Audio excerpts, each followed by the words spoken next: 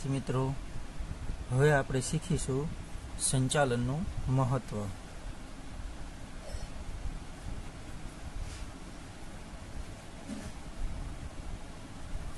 संचालननुं महत्व। हवे कोईपण क्षेत्रनी अंदर प्रवृत्तिनी सफलता अने निष्फळतानो आधार एना संचालन उपर रहेलो होय छे। कोईपण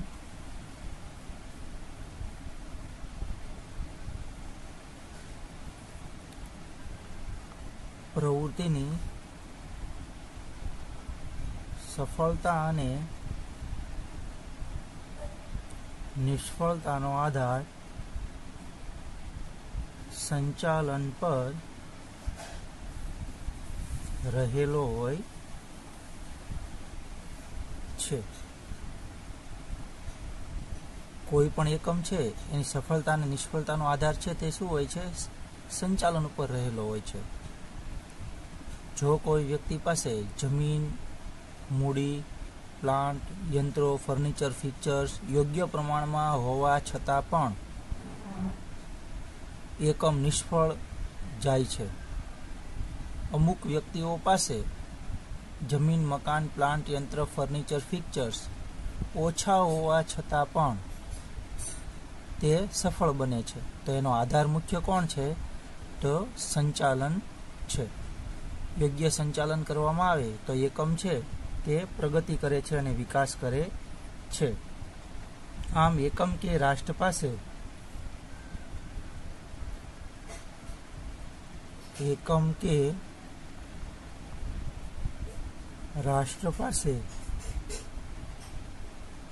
पूरता प्रमाण में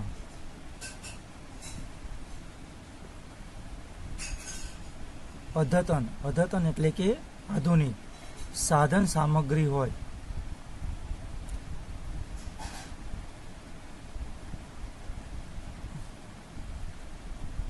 परंतु जो संचालन योग्य न होय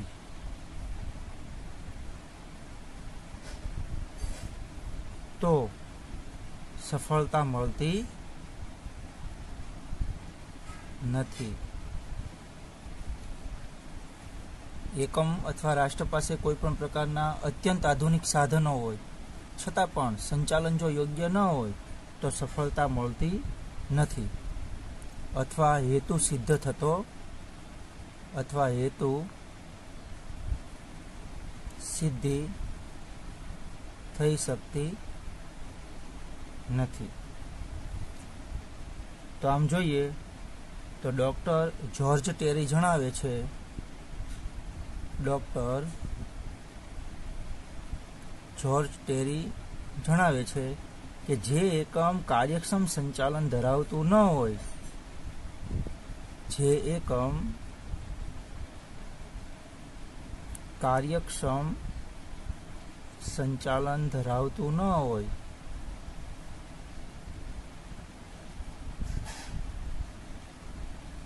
ते एकम समाज में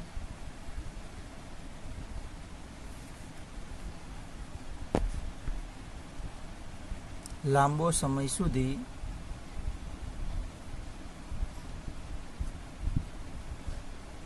टकी शकतुं नथी।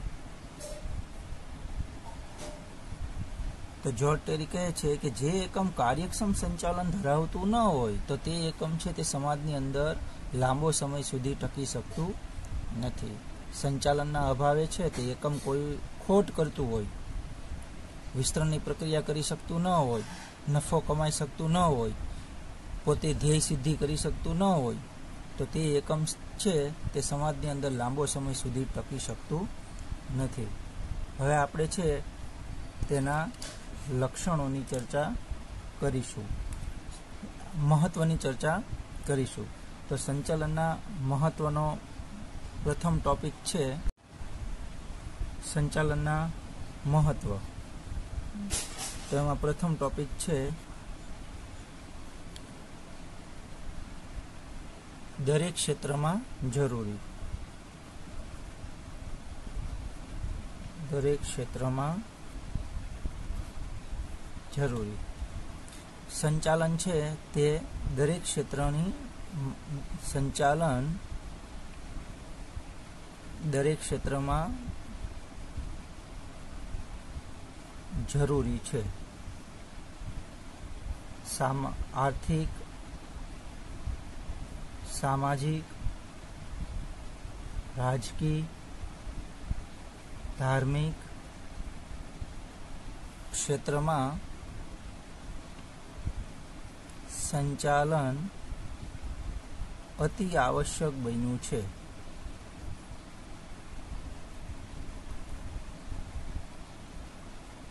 શું બન્યું છે? અતિ આવશ્યક બન્યું છે. તેમજ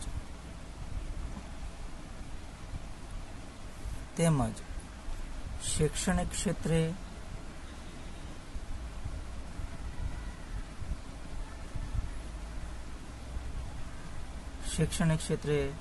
સંરક્ષણ ક્ષેત્રે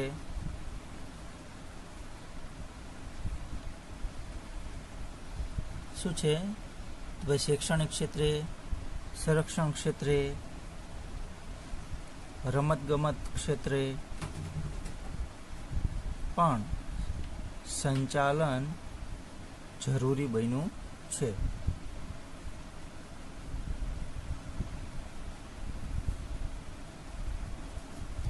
આ તમામ પ્રકારની પ્રવૃત્તિઓમાં એટલે કે આર્થિક, સામાજિક, રાજકીય, ધાર્મિક કોઈ પણ પ્રકારની તમામ પ્રવૃત્તિઓમાં સંચાલનના કાર્ય કરવા પડે છે. તો આ તમામ પ્રવૃત્તિમાં સંચાલનના કયા કાર્યો કરવા પડે છે? કોસ્ટ ઓર બ. બરાબર. સૂત્ર પ્રમાણે આયોજન છે, વ્યવસ્થા તંત્ર, કર્મચારી વ્યવસ્થા, દોરવણી, અંકુશ, માહિતી પ્રેષણ અને અંદાજપત્રના કાર્યો કરવા પડે છે.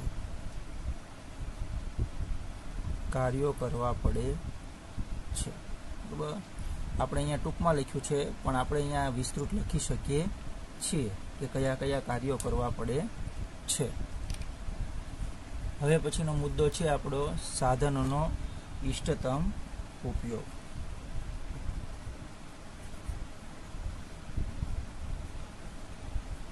સાધનોનો ઇષ્ટતમ ઉપયોગ.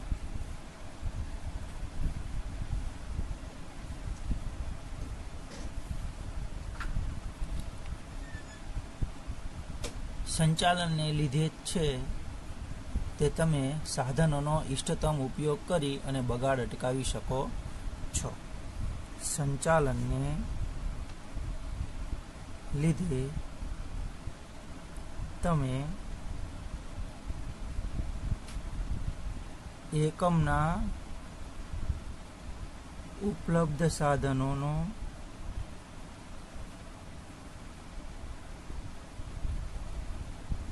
ઉપયોગ યોગ્ય રીતે કરી બગાડ અટકાવી શકો છો.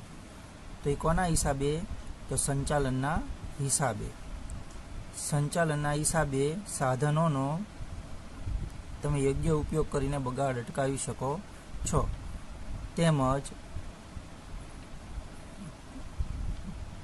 ધ્યેય સિદ્ધ કરી શકાય છે. ઉપલબ્ધ સાધનો એટલે કે કેવા સાધનો? તો ભાઈ ઉપલબ્ધ સાધનો એટલે કે જમીન, મકાન, પ્લાન્ટ, યંત્રો, ફર્નિચર, ફિક્ચર્સ, વાહનો વગેરે જેવા સાધનોનો ઉપયોગ છે તે તમે યોગ્ય રીતે કરીને બગાડ તમે અટકાવી શકો છો. હવે પછીનો મુદ્દો છે ધ્યેય સિદ્ધિ.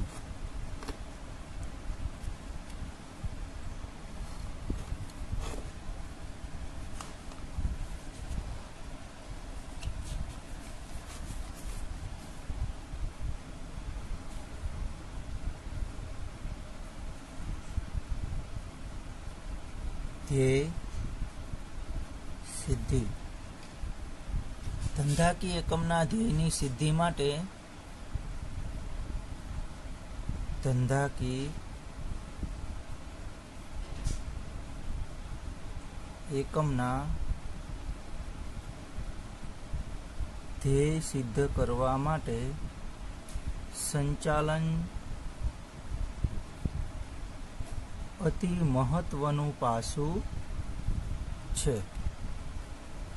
સંચાલન છે તે અતિ મહત્વનું પાસું છે. ધંધાકીય એકમની અંદર કોઈ પણ પ્રકારના ધ્યેય સિદ્ધ કરવા હોય તો સંચાલન કેવું છે? અતિ મહત્વનું પાસું છે. જો યોગ્ય રીતે સંચાલન કરવામાં આવે તો જ એકમ છે તે પ્રગતિ કરે છે, આધુનિકીકરણ, વિસ્તૃતીકરણની પ્રક્રિયા કરી શકે છે. જો સફળ સંચાલન ન હોય તો એ એકમ છે તે લાંબો સમય સુધી સમાજની અંદર ટકી શકતું નથી. તો આમ ધ્યેય સિદ્ધ કરવા માટે સફળ સંચાલન જરૂરી બન્યું છે. અને યોગ્ય એકમના તમે યોગ્ય ધ્યેય સિદ્ધ કરી શકો છો. તો આ સફળ સંચાલનના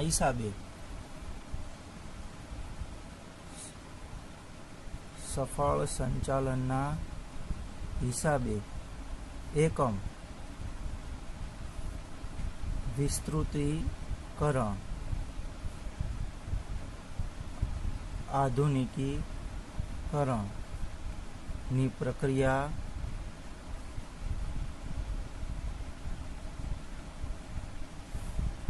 વિસ્તૃતીકરણ, આધુનિકીકરણની પ્રક્રિયા કરે છે.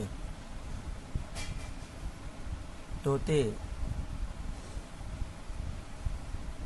સફળ સંચાલનને આભારી છે. તો તે કોને આભારી છે? સફળ સંચાલનને આભારી છે. તો ધ્યેય સિદ્ધિ કરવા માટે છે તે સંચાલન છે તે કેવું? અતિ મહત્વનું પાસું છે. હવે પછીનો મુદ્દો છે ધંધાની સફળતા માટે ઉપયોગી. ધંધાની સફળતા માટે ઉપયોગી.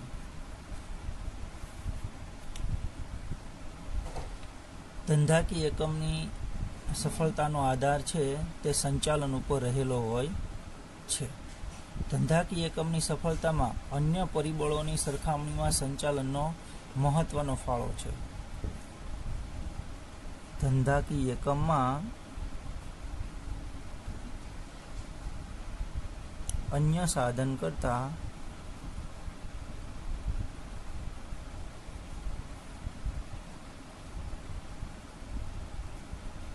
સફળતામાં સંચાલનનો મહત્વનો ફાળો છે.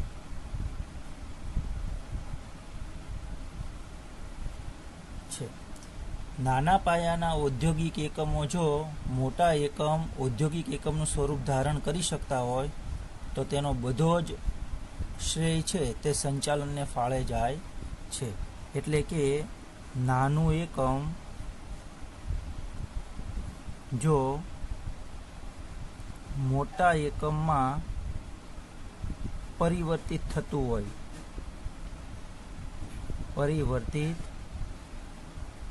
હોય તો તેનો આધાર સંચાલન પર રહેલો છે.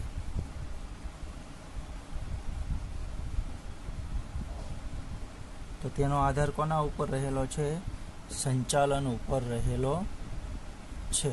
જો નાનું એકમ છે તે ઉત્તરોત્તર છે, તે એક એકમમાંથી બીજું એકમ, બીજા એકમમાંથી આગળ ત્રીજો એકમ, તો આવી રીતે નાના એકમમાંથી ખૂબ મોટું એકમ થતું હોય તો એનો મુખ્ય આધાર છે તે સંચાલન ઉપર રહેલો છે.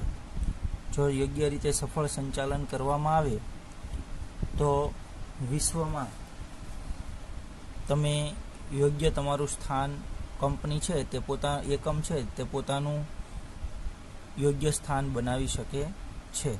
તો આમ તમે જુઓ છો કે સંચાલન દ્વારા તે સફળ સંચાલન દ્વારા તે કોઈ પણ એકમ છે તે ઉત્તરોત્તર પ્રગતિ કરી શકે છે.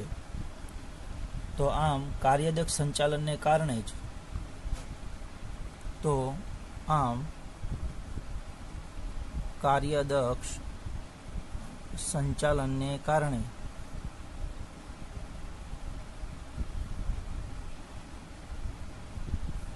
ખોટ કરતો એકમ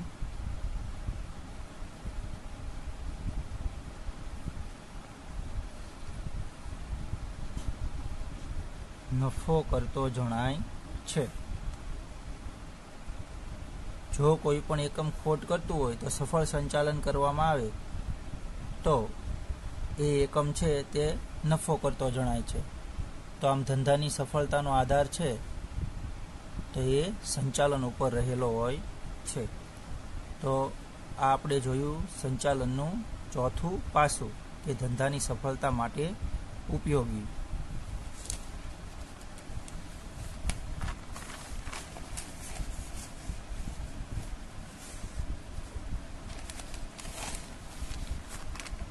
હવે આપણે જોઈએ પછીનો મુદ્દો રોજગારીની તકોમાં વધારો.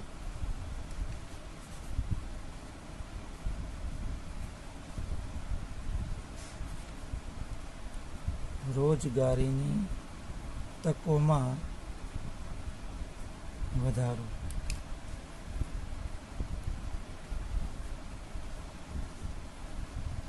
સફળ સંચાલન દ્વારા છે તે રોજગારીની તકોમાં વધારો કરી શકાય છે.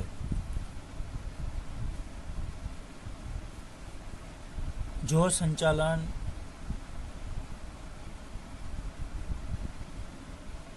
યોગ્ય રીતે કરવામાં આવે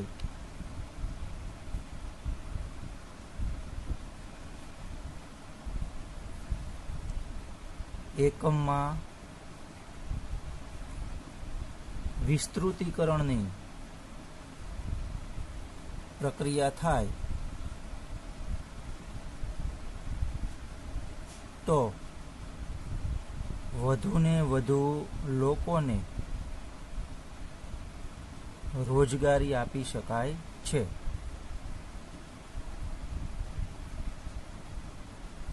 જો સંચાલન યોગ્ય રીતે કરવામાં આવે અને એકમમાં વિસ્તૃતીકરણની પ્રક્રિયા થાય તો સમાજના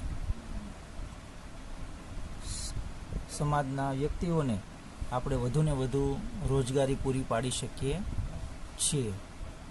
જો બિનકાર્યક્ષમ સંચાલન હોય તો ઘણી કંપનીઓ બંધ પડે છે, જેથી બેરોજગારીના પ્રમાણમાં વધારો થાય છે. યોગ્ય સંચાલન ન થતા એકમ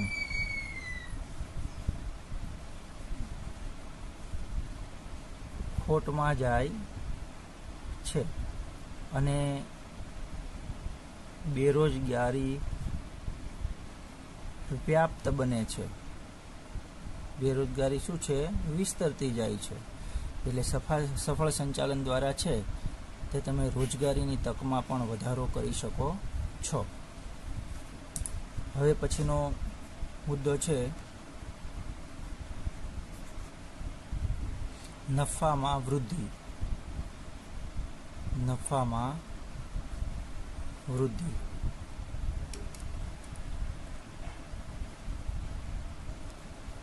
સફળ સંચાલન દ્વારા છે તે નફાની અંદર વૃદ્ધિ કરી શકાય છે.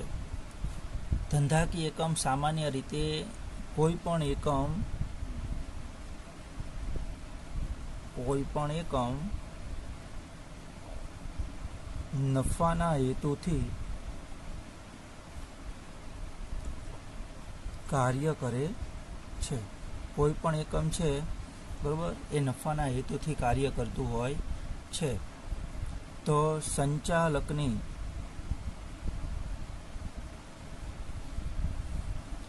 કાર્યકુશળતા, બુદ્ધિ, સમજણ શક્તિ, આવડત, પુને દ્વારા એકમને સફળ બનાવી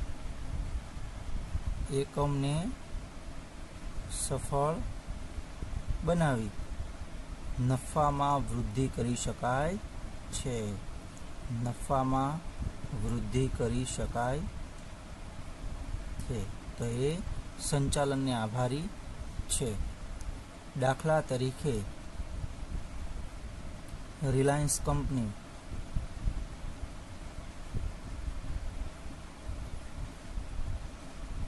ટાટા કંપની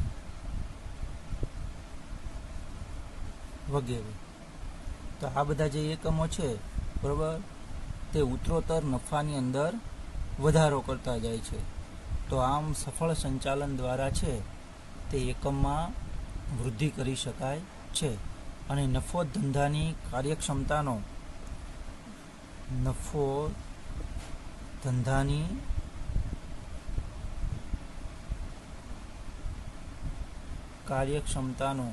માપદંડ છે.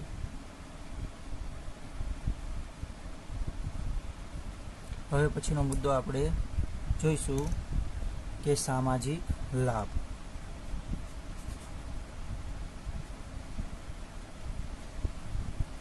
સામાજિક લાભ.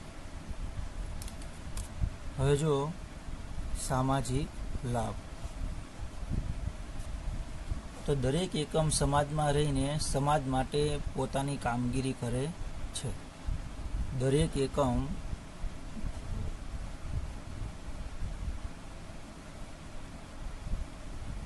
સમાજમાં રહી પોતાની પ્રવૃત્તિ કરે છે. દાખલા તરીકે કે સમાજ પાસેથી જ તે સમાજમાં રહીને પોતાની પ્રવૃત્તિ કરે છે. સમાજ પાસેથી તે પોતે વ્યક્તિઓ મેળવે છે, ઉત્પાદનની પ્રવૃત્તિઓ હાથ ધરે છે. કોઈ પણ ઉત્પન્ન થયેલું વસ્તુ છે એ પણ તે પોતે સમાજમાં જ વેચીને નફો કમાઈને અને સમાજમાં જ તે પોતે આગળ આવે છે. તો સમાજના સાધનોનો ઉપયોગ કરી સમાજમાં વસતા લોકોના લાભાર્થે પોતાની કામગીરી કરે છે. ધંધાની સફળતા સમાજની સમૃદ્ધિ અને સુખાકારીમાં વધારો કરે છે. સમાજના સાધનોનો ઉપયોગ કરી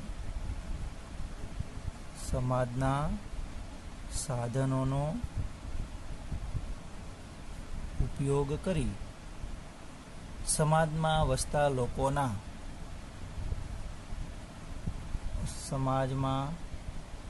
વસતા લોકોના લાભાર્થે પોતાની કામગીરી કરે છે. સફળ એકમના સંચાલન દ્વારા વ્યક્તિઓને ઓછી પડતર કિંમતે સારી એવી વસ્તુઓ છે તે તેમને મળી રહે છે અને સુખાકારીમાં વધારો કરે છે. ધંધાની સફળતા સમાજની સમૃદ્ધિ અને સુખાકારીમાં વધારો કરે છે. ધંધાની સફળતા લોકોની એટલે કે સમાજની સુખાકારીમાં વધારો કરે છે.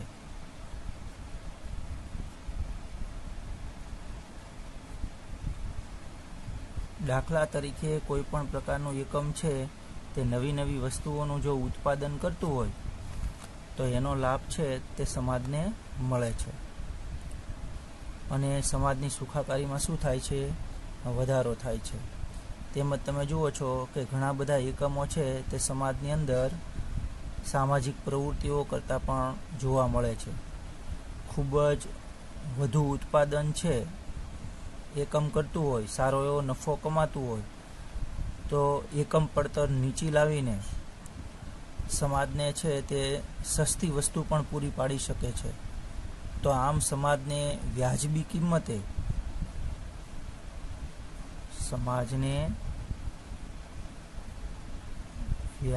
કિંમતે વસ્તુ મળી રહે છે. બરાબર, સમાજને છે તે વ્યાજબી કિંમતે વસ્તુ મળી રહે છે અને સમગ્ર સમાજને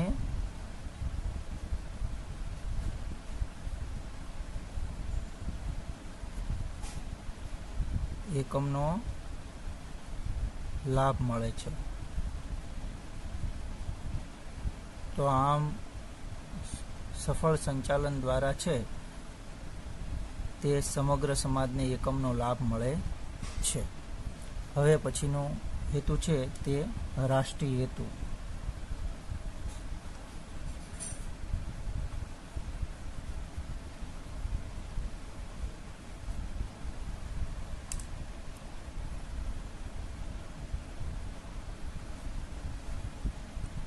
રાષ્ટ્રીય હેતુ અર્થતંત્રના આર્થિક, સામાજિક અને રાષ્ટ્રીય વિકાસ માટે વણ વપરાયેલી માનવ સંપત્તિ અને વણ વપરાયેલ ઉત્પાદનના સાધનોના મહત્તમ ઉપયોગ માટે કાર્યક્ષમ સંચાલન આવશ્યક છે. હવે અહીંયા અર્થતંત્રના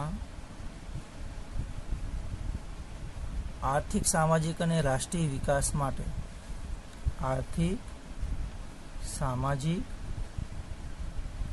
અને રાષ્ટ્રીય વિકાસ માટે વણ વપરાયેલી માનવ સંપત્તિને આપણે માનવ સંસાધન પણ કહી શકીએ છીએ. બરાબર. દાખલા તરીકે તમે જુઓ છો કે વિશ્વની અંદર ચીન પછી જનસંખ્યાની દ્રષ્ટિએ છે તે ભારતનો ક્રમ આવે છે. આપણો દેશ છે તે શ્રમ પ્રધાન છે. આપણા દેશની અંદર શ્રમ છે તે વધારે પ્રમાણમાં અને મૂડી છે તે ઓછા પ્રમાણમાં જોવા મળે છે. તો સફળ સંચાલન દ્વારા સરસ એવા એકમોનું નિર્માણ કરીને આજે વણ વપરાયેલી માનવ સંપત્તિ છે તેનો ઉપયોગ ઉત્પાદન કાર્યમાં કરીને આ જે વણ વપરાયેલી માનવ સંપત્તિ છે તો તે ઉત્પાદનના સાધનના મહત્તમ ઉપયોગ માટે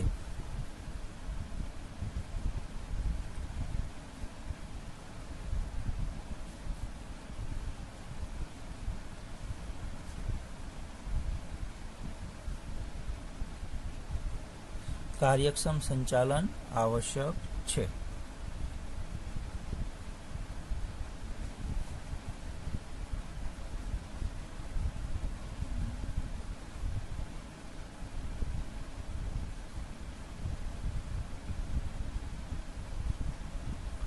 સફળ સંચાલન દ્વારા આપણા દેશની અંદર આપણો દેશ છે તે શ્રમ પ્રધાન છે. તો આપણે વધુમાં વધુ જનસંખ્યા અને માણસો જોવા મળે છે. વિશ્વની અંદર ભારતનું સ્થાન છે તે ચીન પછી બીજા ક્રમે છે. તો આ જે વણ વપરાયેલી માનવ સંપત્તિ છે તેનો આપણે સફળ સંચાલન દ્વારા ઉપયોગ કરી શકીએ છીએ. તો આ તેમજ રાષ્ટ્રને વિકાસ અને પ્રગતિના પંથે લઈ જઈ શકીએ છીએ. તો આમ આપણે સંચાલનના મહત્વના 8 પાસા જોયા.